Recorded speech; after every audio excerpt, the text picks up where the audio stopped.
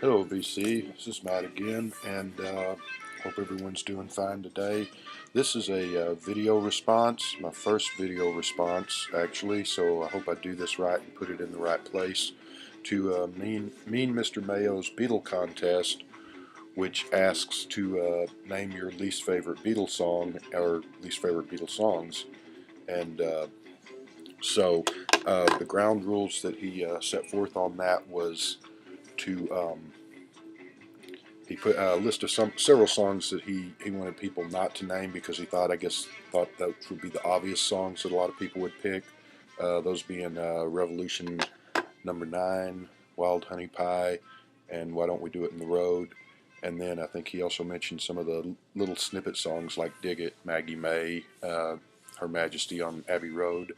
And the other stipulation was that it be a song while the Beatles were actually together and recording, so an official song, not a bootleg outtake, not something from the later albums, the Free as a Bird, Real Love, or that way you're not saying that my least favorite Beatles song is the fifth take of I Feel Fine on Anthology 2 or something like that. Um,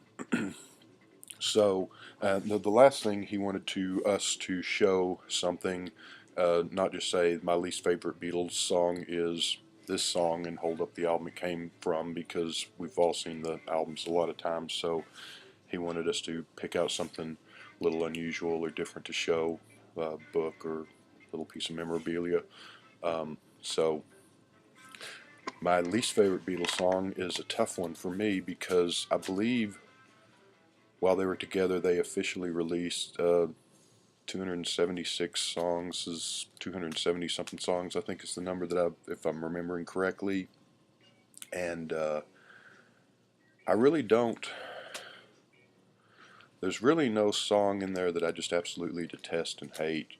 Um, there's maybe a couple that I can think of that get into that neighborhood, but certainly there's songs that I like more than others. Um, and I but I really I was trying to think that he said Joe, Mr. Mayo, said the same thing, that he was having a tough time because he said, I know it's kind of sounds like a cop out, but I really don't hate any of their songs, or I don't hate's a strong word I guess for this contest, but don't really dislike any of them. I was thinking about that, and I was trying to think of another artist or band that I could say that of, that 13 official albums, 270 odd songs. That's, of course, if you're looking at Bob Dylan or the Rolling Stones or one of those bands that's been around forever, and made 270 songs, kind of nothing compared to their 30 or 40 albums. Um, I mean, if you were to ask me name some Bob Dylan or Rolling Stone songs I don't like, I could, and I love both artists, but I could sit here and go on for days of stuff of theirs that I don't like, or pretty much anybody. And besides the Beatles, with the exception of someone that only had a few 45s or an album or two, that actually had a catalog, the only one I could really think of where I couldn't think of any other songs that I really disliked would be the Jam. And of course, same with the Beatles. Some of their songs I like more than others, but I can't think of any that I just can't stand. Um, it, Maybe the Shangri-Las, but they had 3 albums, I think, and I think 2 of the albums have a lot of the same songs on the. So I mean, I don't know that really count someone that only had 3 albums, but so the Beatles, yeah, there's songs I like more than others, and of course, but there's really with a couple I'm going to talk about, there's really none that I just flat out can't stand.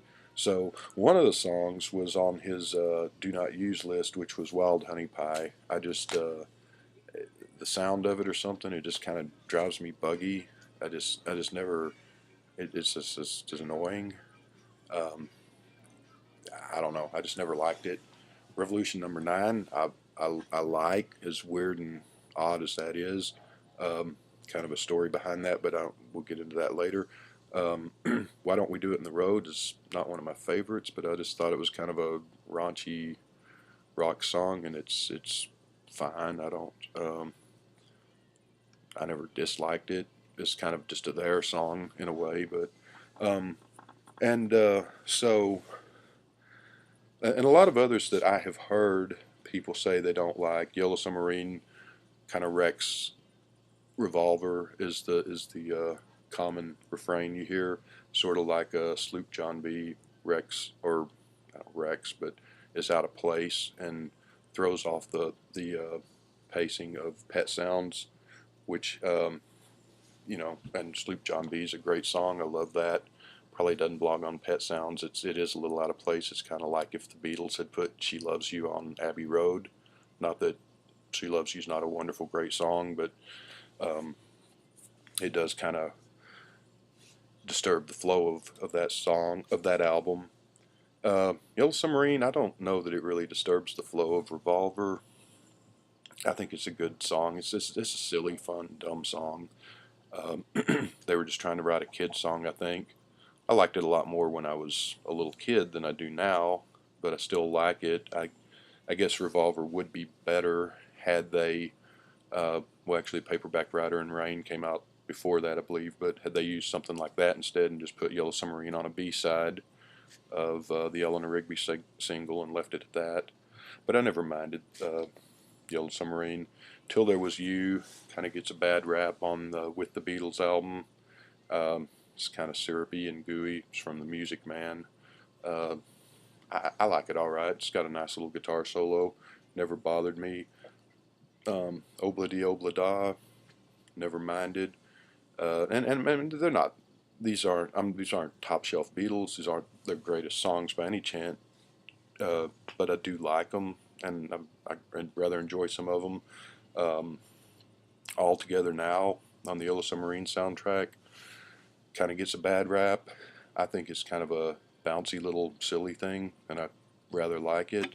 And the story behind that song, as far as I've heard, if I'm right or not, but because they appear at the very end of Yellow Submarine, and they agreed to do that, and they asked for a song for their little appearance at the end, and I think they just sort of threw that together, probably 20, 30 minutes, and there it was, so they could do their little appearance in the film.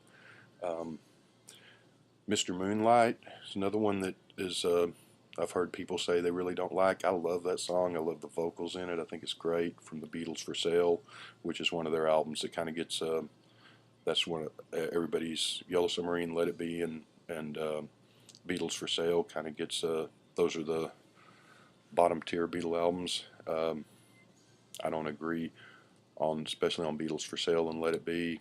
Yellow Submarine a little bit. Probably should have been an EP like Magical Mystery Tour, but anyway. Maxwell Silver Hammer is another one that gets a bad rap, which I'm not crazy about it, but I don't detest it. And it's just sort of there. So I've been rambling. Yeah, Revolution Number 9. We talk about that some other time, but I think that's a neat deal in as if you want to consider it a song. But I think it's kind of cool, and the White Album would not. It's an integral part of the White Album, I think. Um, so Wild Honey Pie I don't like, which was on the do not mention list. Um, and I'll mention one more that was kind of the What's the News, Mary Jane, which was never officially released. Well, I guess it was. I guess it's on the Anthology 3, I believe, but that was never liked that one. But the one my worst Beatles song, You Know My Name, Look Up My Number, and like Wild Honey Pie, it's just annoying to me and silly and very annoying. But where Wild Honey Pie is a minute and a half long, or is pretty short, You Know My Name, Look Up My Number is very annoying, and I don't know how long it actually lasts, but it seems like it lasts about 15 minutes. I don't listen to it very often. And one reason I think is back when I started getting into records, and the Beatles are my favorite band, always have been, and they were the first ones that I really tuned into and started collecting. Back when I was about 8 years old, because like I think I've said on some of my other videos, I had older brothers. Well, I still have them, but so they were quite a bit older than me, so they had records, uh, and they were of. I was born in '63. They were born in the '50s, so they were, they were buying the Beatles records when they were brand new, Beatles and Rolling Stones, Beach Boys, and all that. So anyway, um, got into the Beatles. Well, there was a brief period of time because I went Beatle crazy and never have recovered from it since. When I was 8 or 9, I'd been aware of them before then, but I mean that's when I really tuned into them. And I kind of borrowed, stole my older brother's albums, and but they didn't have all of them, so there were still some albums that I got from my parents to get me for birthdays, Christmas, or whatever. And so there was that brief time when I didn't know every single Beatles song yet, which seems amazing now because it's like part of my DNA and I know them all inside out, backwards and forwards. But I mean, there was that time um, when I was still albums that I hadn't got and to discover and learn about. Um, and that was also the time because when there were a few of the songs that were not on the albums in any form yet, some of the B-sides of the singles, like Yes It Is and I'm Down, and You Know My Name was one of those. The Inner Light was another one. And so until I actually got my hands on the 45, I and there weren't a lot of books and magazines about the Beatles around in '73 or so, like there were probably in the '60s when they got here, or like there are nowadays. But somewhere I'd gotten uh, hold of some books or magazines back then that had lists of all their songs and albums and 45s. So for a period of time, things like I'm Down and Yes It Is and Inner Light and You Know My Name, Look Up the Number were the kind of this mystery to me, and I was just dying to get hold of them so I could see what they sounded like because everything Beatle that I heard otherwise I just over the moon for. And so it wasn't on any album until I don't know really when it. I have to check. I don't never was it not on rock and roll or love songs or any of that. I don't know that it ever was anything till Past Masters as far as a regular album. Um, so it might have been the last Beatles song that I heard that I had not previously heard, or it might have been Yes It Is or I'm Down. I don't exactly remember because I was say 8, 9, 10 years old during this period. So it was kind of built up that what is this song? What is this song? And so when I finally heard it, it was kind of like this is not very good. And I've listened to it, since then, and my initial opinion has never really altered. I just don't really like it. Because I mean, I remember being 8 and 9 and on Abbey Road, something like "I Want You So She's So Heavy." It's like, oh, this is just this long, boring song. And I really like the song now because got a little older and "Long, Long, Long" on the White Album. The one of the George songs I wasn't too crazy about when I was a kid, and like that a lot now. Uh, but most of them were pretty immediate for me, and just fell in love with them. But if I had to pick a worst, "You Know My Name, Look Up the Number" would be number one, or maybe tied with Wild Honey Pie. Um, I can't think of anything else really. There's one thing. This is probably gonna send some people in arms or shock people, but and I'm not putting this in a worse song. I'm not saying that I don't like it or I like it. Get Back. It's a good song. It never to me is it could because that was a hit. That was a number one record. So I mean, you can say something like "Hey Jude" or "I Want to Hold Your Hand" versus something like "When I Get Home" or "Anytime at All," which I love both of those songs. But you can kind of say that's an album track, and these are the hit singles. So "Get Back" was a number one hit single for the Beatles, and I always just thought it was kind of um, a good song, a really good, well, a good song, but it didn't quite have that Beatle magic of those other 45s, those other hit records, and even a lot of the album tracks. There's other things on Let It Be that I like more than Get Back, and I don't dislike it. I do like it, but it's just a little bit random or ordinary to me. Uh, but anyway, so Uh, Not meaning to rag on Get Back because it's a good song, but yeah, you know my name, look up my number, and Wild Honey Pie. Show something different. I've showed this before, but I'll show it again just for fun. Strawberry Fields Forever, issue number 31. Beatle fan club that was around back in the 70s. A guy named Joe Pope out of Boston ran it. Back in the days before the internet, we used to have these. They sent out a supposed to be monthly, sort of kind of monthly magazine. I used to have all the issues.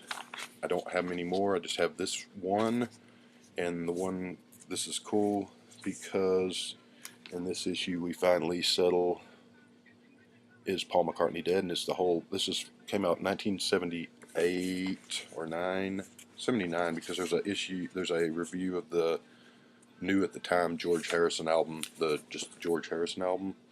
But this is like 30-page article on the whole Paul is dead, clues on the album, playing Revolution Number 9 backwards, and Hand Over the Head on all that stuff. And it's the clues, and the guy writes about how he interprets what the theories of what really happened and blah blah blah, which was really cool and fun to read. When I was 78 or 79 when that came out, I was 14 or whatever, so that was cool stuff back in those days, and it's still fun to read. The other thing I'll show real quick, because Eight Arms to Hold You, the Solo Beatles compendium. I saw this in the Beatle Fest. It was called Fest for Beatles now. It's not Beatle Fest, but their catalog they send out. I went to Beatle Fest in 78 and 81, both in Chicago, but I still get their catalog. And I saw this book, and it's just concentrates on the solo Beatles records. Big old thick book, and it was in one of the catalogs, and I thought I want to get that. And then a few months later, I got another catalog from them, and it was not in there. And I thought, oh no.